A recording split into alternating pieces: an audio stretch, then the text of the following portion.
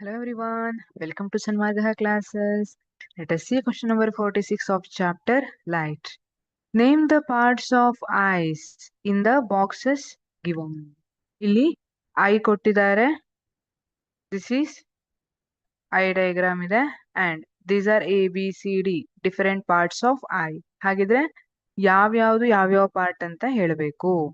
Okay, first one A ಏನಿದೆ? This is optic nerve ಅಲ್ವಾ? Optic nerve ಇದೆ. ಇದೇನ್ ಮಾಡುತ್ತೆ?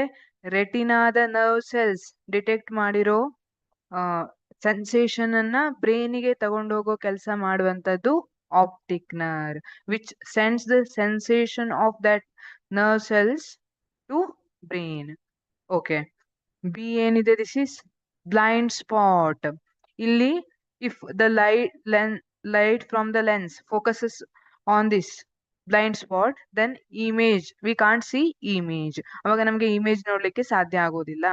ಇಲ್ಲಿ blind spot is junction of optic nerve and retina. Retina ಮತ್ತೆ ಆಪ್ಟಿಕ್ ನರ್ವ್ ಬಂದ್ ಸೇರೋ ಜಂಕ್ಷನ್ ಏನಿದೆ ಅದನ್ನ ಬ್ಲೈಂಡ್ ಸ್ಪಾಟ್ ಅಂತ ಕರೆದಿರ್ತೀವಿ.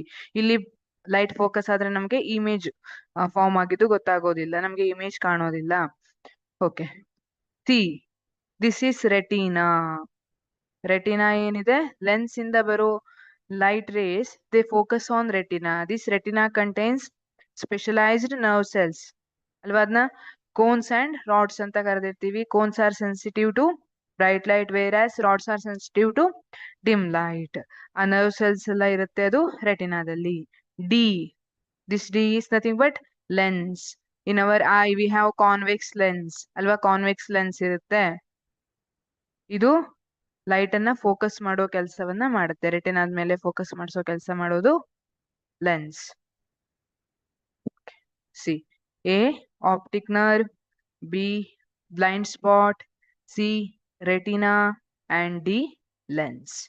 Optic nerve, blind spot, C retina and D lens. Thank you.